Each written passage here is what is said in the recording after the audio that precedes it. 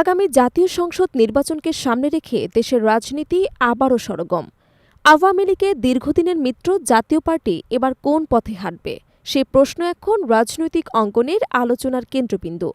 দলটি ইতোমধ্যেই ভেতরে ভেতরে প্রার্থী বাছাই এবং সাংগঠনিক প্রস্তুতি শুরু করলেও ভোটে অংশগ্রহণের বিষয়ে এখনও চূড়ান্ত সিদ্ধান্তে পৌঁছায়নি। সম্প্রতি ভারত সরকারের আমন্ত্রণে জাতীয় পার্টির একটি প্রতিনিধি দল দিল্লি সফর করেছে।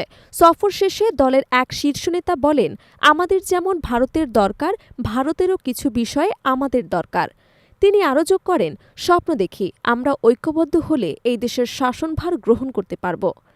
বিশ্লেষকরা মনে করছেন, এই মন্তব্য দলটির ভবিষ্যৎ রাজনৈতিক অবস্থান এবং কূটনৈতিক বার্তার ইঙ্গিত লুকিয়ে আছে। বর্তমানে আওয়ামী লীগের সঙ্গে জোটে থাকলেও জাতীয় পার্টির মধ্যে বিভক্তি এবং অনিশ্চয়তা স্পষ্ট। একাংশ মনে করছে এবার দলটি স্বাধীনভাবে ভোটে অংশ নিক, অন্যদিকে আরেক অংশ জোট ধরে রাখার পক্ষে। এর মধ্যে দলটি দেশের ৩০০ আসনে প্রার্থী বাছাই শুরু করেছে, যদিও ভোটে অংশ নেওয়া নিয়ে এখনও ধোঁয়াশা কাটেনি। গত ১৫ বছরে জাতীয় পার্টি কার্যত আওয়ামী লীগের সহযোগী শক্তি হিসেবে কাজ করেছে।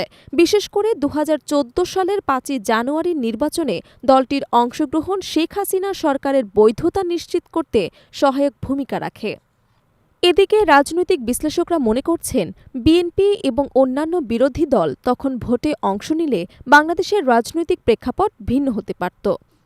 এই প্রেক্ষাপটে কিছু রাজনৈতিক দল জাতীয় পার্টিকে সহযোগী অপরাধী হিসেবে অভিযুক্ত করে তাদের বিচার বা নিষিদ্ধ করার দাবি তুলেছে। তবে দলটির মহাসচিব শামীম হায়দার পাটোয়ারী এসব সমালোচনা উড়িয়ে দিয়ে বলেন, জোটবদ্ধভাবে নির্বাচনে অংশ নিলে জাতীয় পার্টির আসন সংখ্যা বাড়বে, একই সঙ্গে যে দলের সঙ্গে জোট হবে তাদের আসনও ভোট বাড়বে। তিনি জানান, নির্বাচনে অংশ নেওয়া নিয়ে চূড়ান্ত সিদ্ধান্ত সম্ভবত তাফসিল ঘোষণার পর নেওয়া হবে। এরপরে দলটি জোট এবং আসন সমঝোতা নিয়ে আলোচনা করবে। নির্বাচন কমিশনও জাতীয় পার্টির প্রতি ইতিবাচক মনোভাব দেখিয়েছে। কমিশনের পক্ষ থেকে জানানো হয়েছে, দলটি যদি অভ্যন্তরীণ দ্বন্দ্ব মিটিয়ে নিতে পারে তবে সংলাপের মাধ্যমে ভোটে অংশগ্রহণের পথ উন্মুক্ত করা হবে। গত এক বছরে জাতীয় পার্টি নানা বাধার মুখোমুখি হয়েছে। ঢাকায় একাধিক সমাবেশে পুলিশ বাধায় পণ্ড হয়েছে, দলীয় কার্যালয়ে হামলার ঘটনাও ঘটেছে।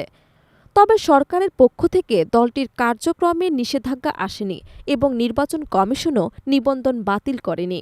দলীয় চেয়ারম্যান জি এম কাদেরের নেতৃত্বে এখন পূর্ণ উদ্যমে মাঠে কাজ করছে জাতীয় পার্টি।